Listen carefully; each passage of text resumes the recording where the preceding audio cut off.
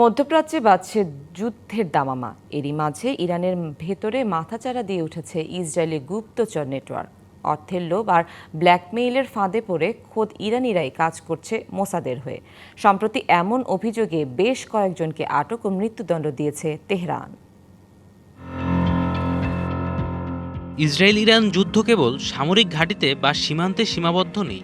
তেহরানের অলিতে গলিতে এখন ইসরায়েলি গোয়েন্দা সংস্থা মোসাদের অদৃশ্য জাল। ইরানের ভেতরের একটি চক্র অর্থের বিনিময়ে মোসাদের হয়ে কাজ করছে, পাচার করছে গোপনীয় সব তথ্য।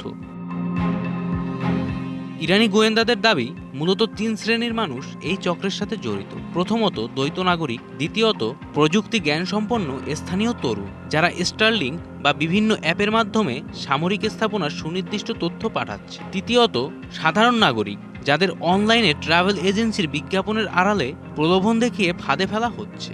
সম্প্রতি কুশোর কেইভিনি নামের এক সুইডিশ ইরানি নাগরিকের মৃত্যুদণ্ড কার্যকর করেছে ইরান। নগদ নিয়ে এলো হার না মানা হার অফার। সর্বনিম্ন 10,000 টাকা রেমিটেন্স নগদে পাঠালে থাকছে স্বর্ণের হার জেতার সুযোগ। বিশ্লেষকরা বলছেন, ইরানের চরম অর্থনৈতিক সংকট ও আকাশ ছোঁয়া মূল্যস্ফীতিকে মোক্ষম হাতিয়ার হিসেবে ব্যবহার করছে মোসাদ। মোটা অঙ্কের ইউরো বা ডলারের টোপ গিলছে অনেকেই।